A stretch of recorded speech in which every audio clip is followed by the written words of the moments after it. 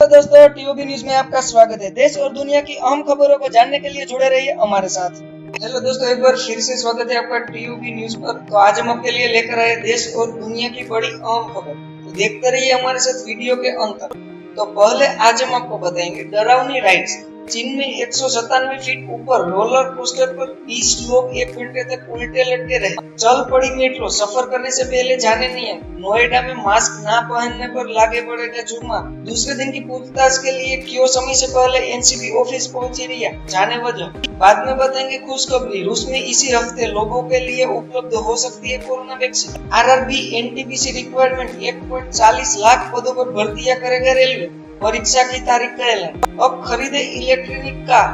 69,000 petrol पंपों पर charging point लगाने की तैयारी। कबाड़ में जाएगी आपकी पुरानी गाड़ी, मोदी सरकार ला रही है नई पॉलिसी। अंत में बताएंगे डीजल फिर हुआ सस्ता, पेट्रोल में बदलाव नहीं, जाने प्रमुख शहरों में ईंधन के रेट।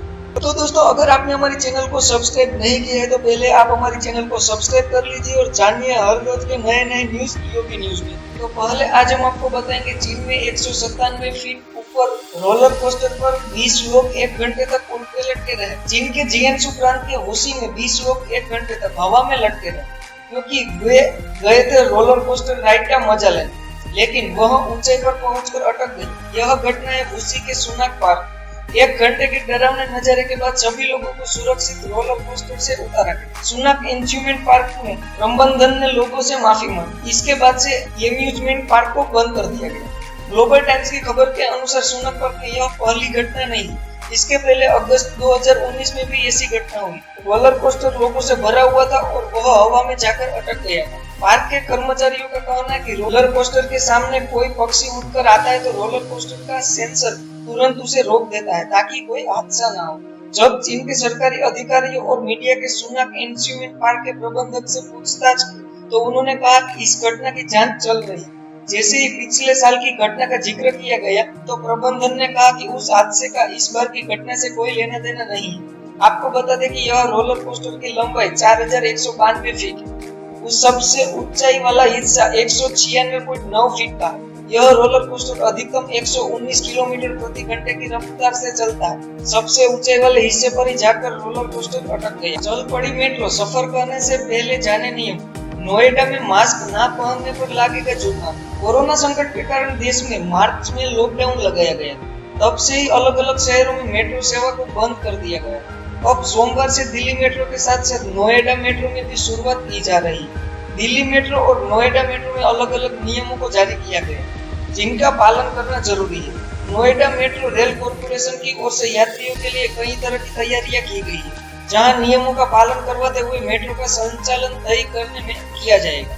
साथ ही मास्क ना पहनने पर जुर्माना लगाए जाने की बात नोएडा और दिल्ली मेट्रो की ओर से किए गए हैं ये बड़े ऐलान। मेट्रो में सफर करने के लिए मास्क पहनना जरूरी, सोशल डिस्टेंस का पालन और मेट्रो स्टेशन पर जारी नियमों का पालन जरूरी। सोमवार मंगलवार को येलो लाइन पर यात्रा शुरू हो गई। इस दौरान सुबह 7 से 11 फिर शाम 5 से 8 बजे ट्रेन चलेगी। सिर्फ स्मार्ट कार्ड धारकों को ही एंट्री। जहां पर कंटेनमेंट जोन है उस स्टेशन पर मेट्रो नहीं रुकेगी। हर किसी को आरोग्य सेतु ऐप रखना जरूरी।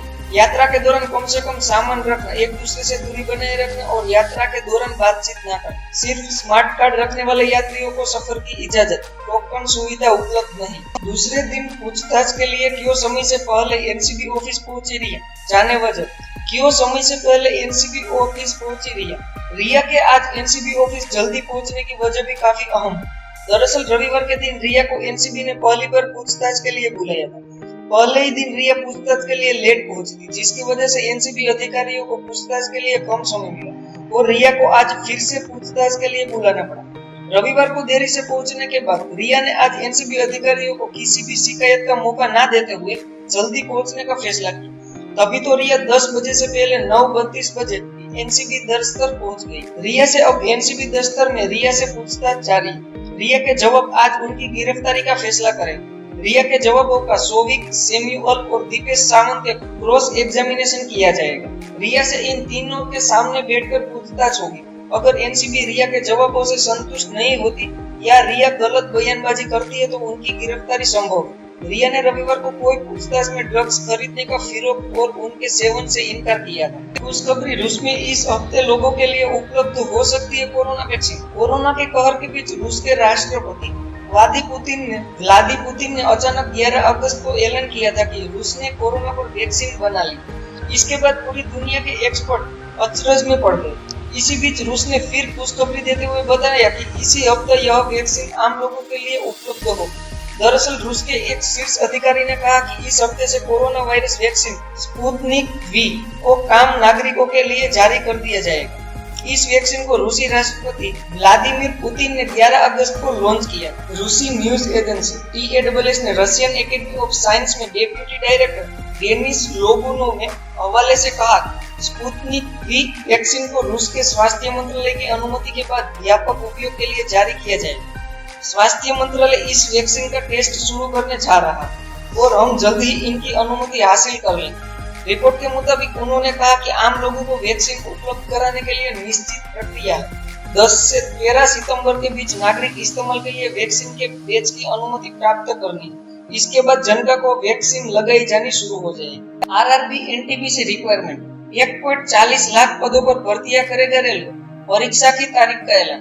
भारतीय रेलवे ने 1.4 लाख खाली पदों पर भर्ती के लिए परीक्षाएं आयोजित करने का ऐलान किया। आवेदन करने वाले छात्रों की परीक्षा 15 दिसंबर से शुरू होगी। रेल मंत्री पीयूष गोयल ने सोमवार को ट्वीट करके इस बात की जानकारी दी। वहीं रेलवे बोर्ड के अध्यक्ष विनोद कुमार यादव ने कहा रेलवे करीब 1.40 लाख पदों पर भर्ती के लिए 15 दिसंबर से कंप्यूटर आधारित परीक्षाएं शुरू करेगी। रेलवे बोर्ड के अध्यक्ष ने कहा कि इन 1,40,640 पदों पर भर्ती के लिए करीब 2.42 करोड़ आवेदन मिले। कोविड-19 महामारी की वजह से अब तक परीक्षा आयोजित नहीं कराई जा सकी।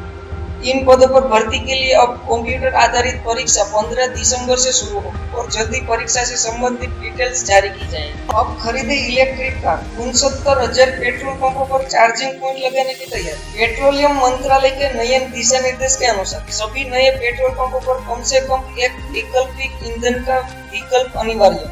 खबरों के मुताबिक वैकल्पिक ईंधन के तहत ज्यादातर नए पेट्रोल पंप इलेक्ट्रिक वाहन चार्जिंग सुविधा के विकल्प को चुन रहे हैं।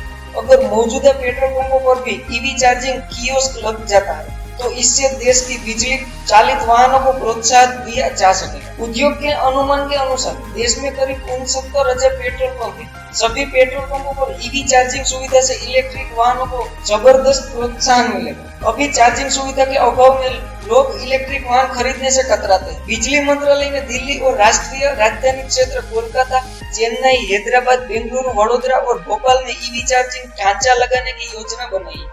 इसके अलावा मंत्रालय का इरादा राष्ट्रीय राजमार्गों पर भी EV चार्जिंग ढांचा लगाने का है। इससे लोग बिजली चालित वाहन खरीदने को प्रोत्साहित होंगे। कबाड़ में जाएगी आपकी पुरानी गाड़ी। मोदी सरकार ला रही है नई पॉलिसी। अगर आपकी गाड़ी पुरानी हो गई तो उसे कबाड़ में भेज दिया जाएगा। इसके लिए केंद्र सरकार जल्द एक नीति लेकर आ रही है। आपको बता दें कि लंबे समय से इस नीति की बात हो रही है। हालांकि अब केंद्रीय मंत्री प्रकाश जावड़ेकर ने कहा कि यह नीति जल्द लागू होगी। प्रकाश जावड़ेकर ने यह भी बताया कि वाहनों की कबाड़ नीति का प्रस्ताव तैयार हो चुका है और सभी संबंधित पक्षों ने इस पर राय दे दी। इससे पहले केंद्रीय मंत्री नितिन गडकरी ने बताया था कि सरकार पुराने वाहनों को कबाड़ में बदलने की नीति लाने के लिए तैयार है। इसके तहत बंदरगाहों के पास रिसाइकलिंग केंद्र बनाए जा सकते हैं। गडकरी ने कहा था कि पुराने कारों, ट्रकों और बसों को कबाड़ में तब्दील किया जाएगा। गडकरी के मुताबिक सरकार से देश के बंदरगाहों की गहराई को 18 मीटर बढ़ाने का फैसला किया। इसके साथ ही वाहनों को कबाड़ बनाने वाले रिसाइकलिंग प्लांट बंदरगाहों के पास लगाए जा सकते हैं। इससे प्राप्त सामग्री ऑटोमोबाइल उद्योग के लिए उपयोगी होगी, क्योंकि यह कारों, बसों और ट्रकों की विनिर्माण की लागत को कम करेगी, जिससे अंतर्राष्ट्रीय बाजारों में भारत की प्रतिस्पर्धा बढ़ जाएगी। डीजल फिर हुआ सस्ता, पेट्रोल में बदलाव नहीं, जाने प्रमुख शहरों में ईंधन का रेट। डीजल की कीमत में पिछले हफ्ते से ही गिरावट का रुख। सोमवार को भी डीजल की कीमत में 11 पैसे प्रति लीटर की कमी गई। इससे दिल्ली में डीजल 73.16 रुपए प्रति लीटर हो गया। पेट्रोल के दाम में कोई बदलाव नहीं है। ये है प्रमुख शहरों के रेट। इस गिरावट के बाद दिल्ली में पेट्रोल 82.08 रुपए और डीजल 73.16 रुपए प्रति लीटर हो गया। इसी प्रकार मुंबई में पेट्रोल 88.73 रुपए, 79.69 रुपए लीटर, और चेन्नई में पेट्रोल 85.04 रुपए और डीजल 78.48 रुपए लीटर तथा कोलकाता में पेट्रोल 83.57 रुपए और 76.66 डीजल रुपए लीटर हो गया।